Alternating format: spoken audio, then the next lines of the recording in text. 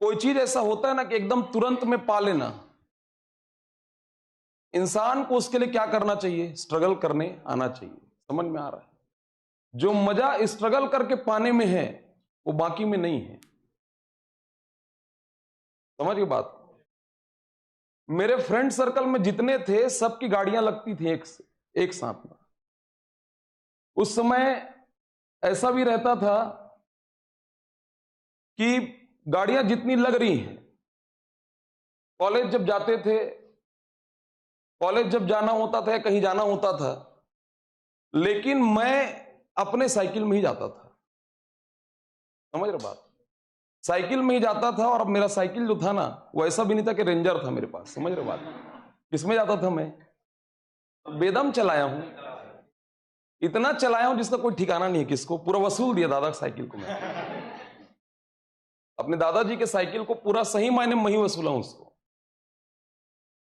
इतना चलाया हूं साइकिल को, पूरे कॉलेज भर चलाया, उसके बाद भी बहुत दिन तक चलाया हूं। कहीं आजकल ऐसा होता है ना कि चलाने से, जेंट साइकिल है तो उसको लोग क्या है, आधा तो ये है कि आज का जो पीढ़ी है ना वो कम से कम ऐसा है कि नहीं मेरे को रेंजर दे दो, नहीं तो मेरे कम से कम स्कूटी दे दो।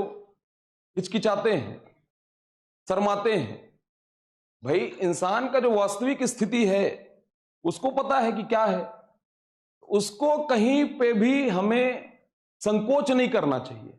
जो यथार्थ है उसको क्या करो, स्वीकारते हुए चलो। कंपटीशन का जमाना ऐसा हो गया है कि कंपटीशन में लोग कुछ भी कर रहे हैं। अपने जमीन को कभी नहीं छोड़ना चाहिए। समझ रहे बात? कभी भी नहीं। और हमेशा एक चीज ध्यान रखना, जो करना है, देखो घर वाले जितना आपको देंगे, जितना आपके लिए करेंगे, जो आपको उपलब्ध कराएंगे, वो दे रहे हैं ना। समझ में आ रहा है? आप नहीं कर रहे हो। जिस दिन आप करोगे, जिस दिन आप करोगे सही मायने में उसकी वैल्यू आपको उस दिन पता चलेगी। जिस दिन आप करोगे तो फिर घूमना फिरना, खाना पीना, पहनना,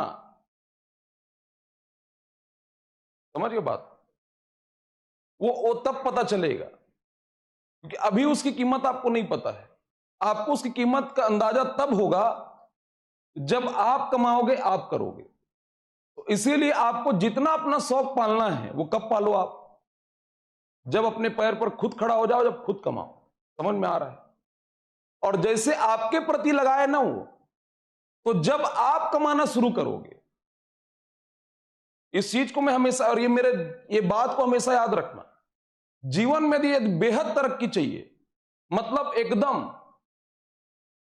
अति यदि तरक्की चाहिए, तो हमेशा एक चीज गांठ बांध के आप रख लिए रहो। आप मंदिर बाद में जाओ। समझ में आ रहा है? आप जाओ लेकिन बाद में जाओ। आप दुनिया जहान पे दान करना, ये करना, वो करना, वो बाद में आप करो। आप भगवान में बाद में चढ़ाओ। पहले अपनी एक कमाई का हिस्सा किसमें चढ़ाना है? मां बाप में। किसमें चढ़ाना है? मां बाप। जिस दिन आप ये करना शुरू कर दिए कमाने के बाद, कि यदि आप अपनी कमाई का एक हिस्सा जिस दिन अपने मां और बाप में आप देना शुरू कर दिए, फिर आपकी तरक्की जो जीवन में कभी नहीं रुकेगी। ये आप हमेशा गांठ बांध के कहीं पर रख लिया। समझ में आ रहा है?